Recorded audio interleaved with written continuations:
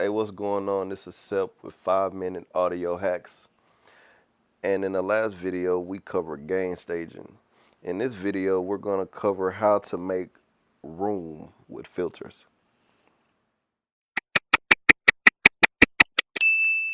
Let's start off with the bass. As you see, there's a lot of activity here. But as you get into the higher frequency range, there's not much activity. Let's come down to the guitar.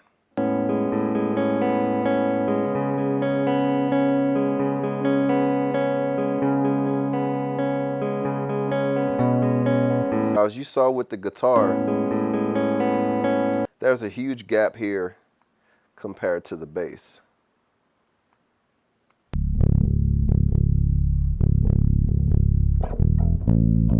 This bass is going to act as the body to the whole mix. It's going to act as the foundation along with the drum track. Our first step will be filtering. Now, I like to filter with the Q8, but you can use any equalizer. This is just one of my favorite ones. So we're going to turn it on. We're going to tell it to filter. And let's pay attention to what it's doing, and we're also going to listen. This is the track unfiltered.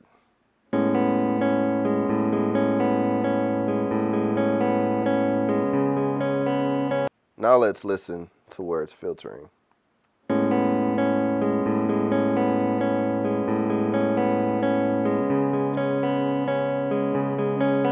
We can actually move this up a little bit more around the 62 area. Let's say 60, because if you look at the analyzer, that's around where it starts getting active. Let's take a listen.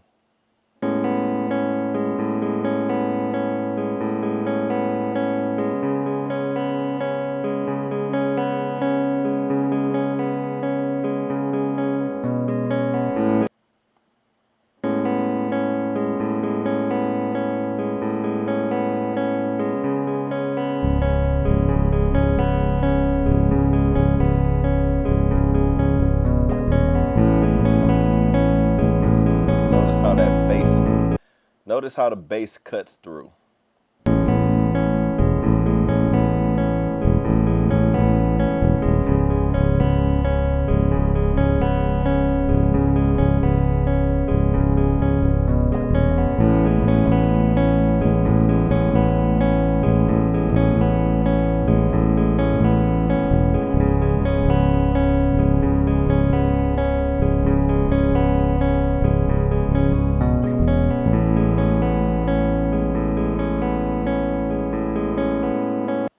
Now let's listen to the difference of filtering way too much to where it affects the instrument's tonality.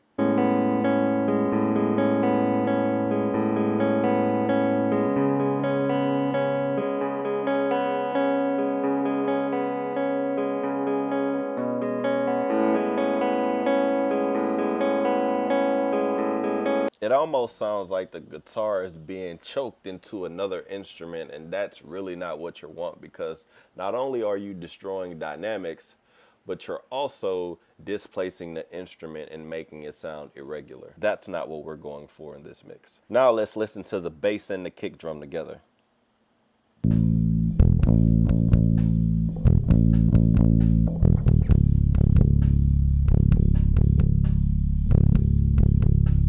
Now separately.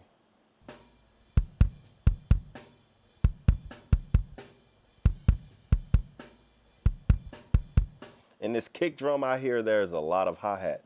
Let's go ahead and get that out. Here's a quick filter that I did just so I wouldn't be able to hear the hi-hat.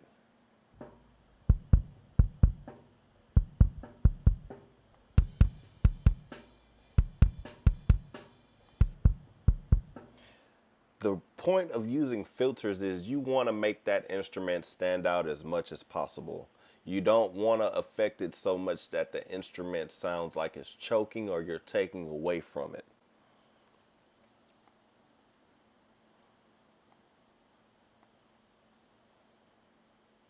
With the filters, here's the kick and the bass.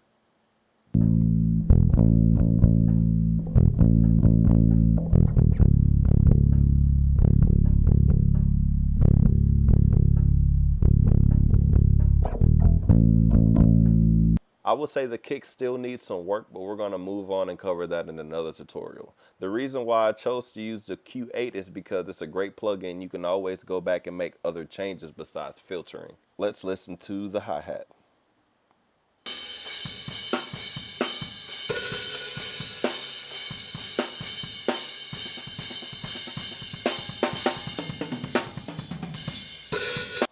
So with this particular track, so I already have a kick track, I have an overhead left, and I have an overhead right.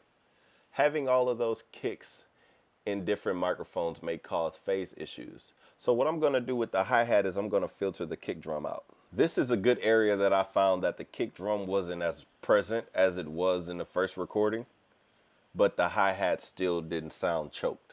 Let's listen.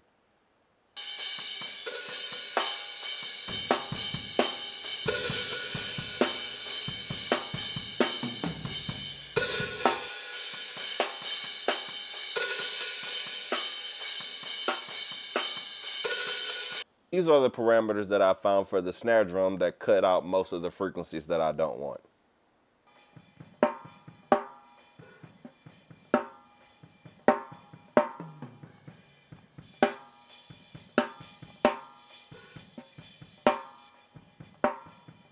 With the toms, I just will cut out some sub content just so I can make way for the kick and the bass.